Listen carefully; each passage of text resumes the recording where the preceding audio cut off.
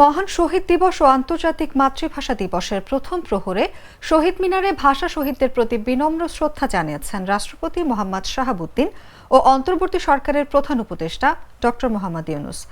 রীতি অনুযায়ী ২১শে ফেব্রুয়ারি রাত ১২টা ১ মিনিটে প্রথমে রাষ্ট্রপতি এবং পরে প্রধান উপদেষ্টা কেন্দ্রীয় শহীদ মিনারে পুষ্পস্তবক অর্পণ করেন। এর মধ্য দিয়ে ২১-এর কর্মসূচি শুরু হয়। মাননীয় প্রধান উপদেষ্টা শহীদ মিনারের মূল বেদিতে পুষ্পস্তবক অর্পণ করলেন এবং নীরবে পরে বিদেশি কূটনীতিক, উপদেষ্টা পরিষদের সদস্য, ভাষা সৈনিক, বিভিন্ন রাজনৈতিক দল, শিক্ষা প্রতিষ্ঠান, সামাজিক ও সাংস্কৃতিক সংগঠনের নেতাকর্মীরা শহীদ মিনারে পুষ্পার্ঘ্য অর্পণ ও শ্রদ্ধা জানান। এসজিপি, পিএসসি পুষ্পস্তবক অর্পণ করছেন। ২১শে ফেব্রুয়ারি উপলক্ষে কেন্দ্রীয় শহীদ মিনার ও ঢাকা বিশ্ববিদ্যালয় এলাকার রাজপথ ও দেয়াল বর্ণিল সাজে সাজানো হয়েছে। চারুকলা শিক্ষার্থীরা রাত দিন খেটে রং তুলির আঁচড়ে ফুটিয়ে তুলেছেন প্রতিবাদের নানা ভাষা।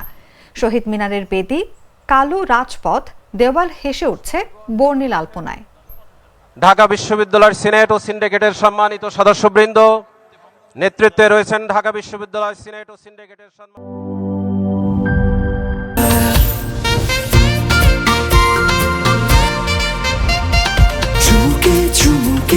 Enjoy the life, চলো উড়াই খুশি তুলে নিয়ে হাতে। Cheer up, oh oh, cheer up, oh oh, cheer up, oh oh, cheer up. চিল হবে রিফ্রেশিং মুডে। চিয়ার আপ, চলো উড়াই খুশি।